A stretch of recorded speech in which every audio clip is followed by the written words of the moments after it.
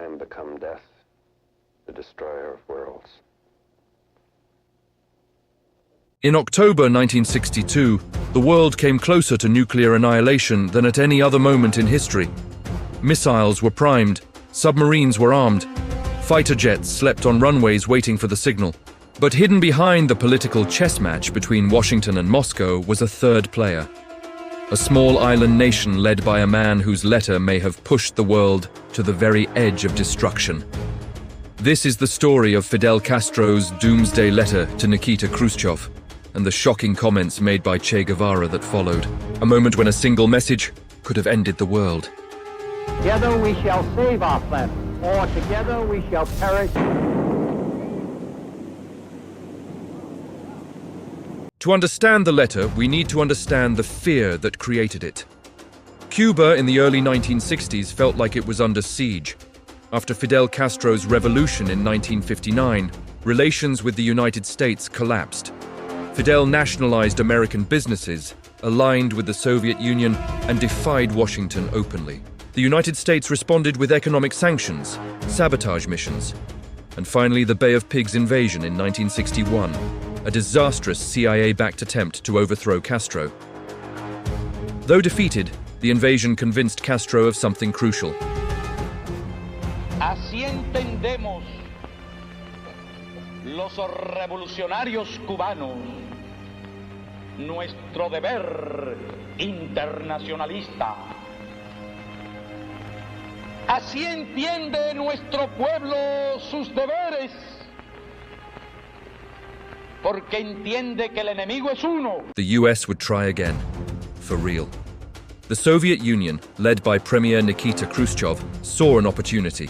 If they could place nuclear missiles in Cuba, just 90 miles from Florida, the balance of power would shift dramatically. And so, in secret, Soviet ships carrying nuclear weapons sailed to the Caribbean. In October 1962, American spy planes discovered them. The world stopped breathing.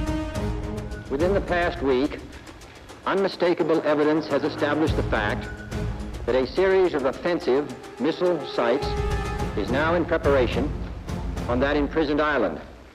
As President John F. Kennedy and Khrushchev exchanged warnings, Cuba found itself in an impossible position. Castro believed a full-scale US invasion was not just possible, but imminent. In his view, every day could be his last, and Cuba could be wiped off the map. He didn't know that the US was debating invasion plans. He didn't know that many American generals were urging a strike. He didn't know that some US commanders had already placed forces on DEFCON 2, the closest the nation had ever been to nuclear war. And Castro believed that if Cuba was going to die, it should not die alone. This was the mindset behind the letter.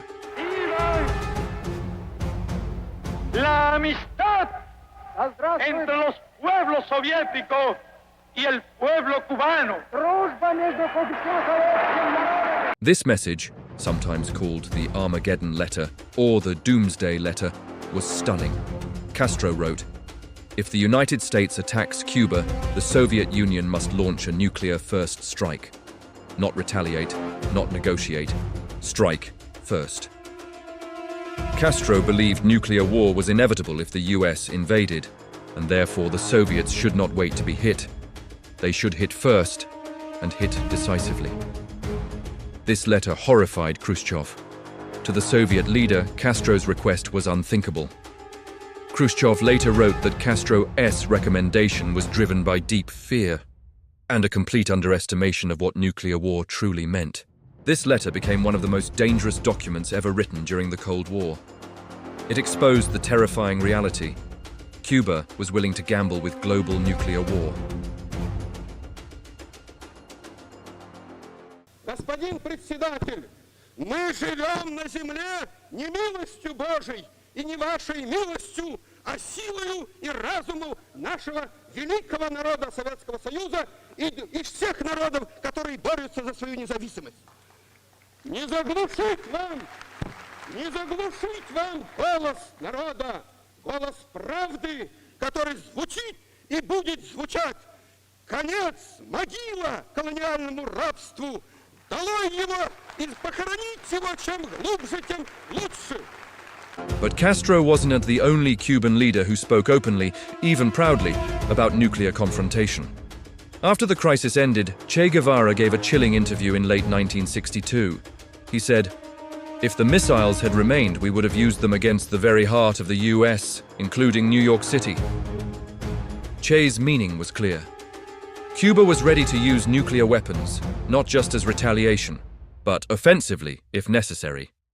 These comments, combined with Castro's Doomsday Letter, convinced many historians that Cuba had a far more aggressive nuclear posture than either the US or even the Soviet Union expected. In fact, some argue that these statements reinforced Khrushchev's decision to remove the missiles from Cuba permanently. Un pequeño versito.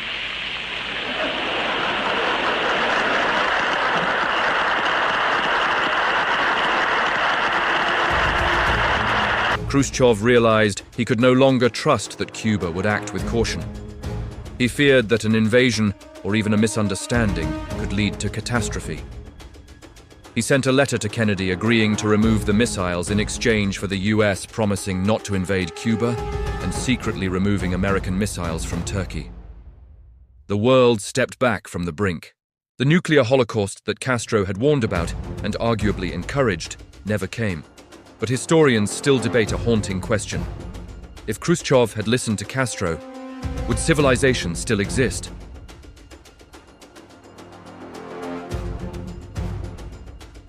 The Doomsday Letter remains one of the most shocking documents of the Cold War.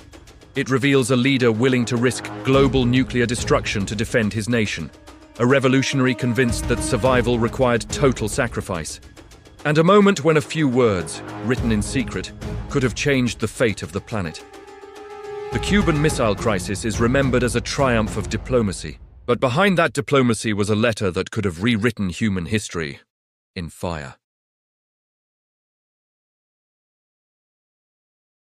If you want more deep dives into Cold War secrets, hidden documents, and world-changing events, make sure to like this video, subscribe, and turn on notifications. Tell me in the comments, should I cover the secret back-channel negotiations, the Soviet submarine that nearly launched a nuclear torpedo, or the US generals who wanted war? Your suggestions shape the next episode.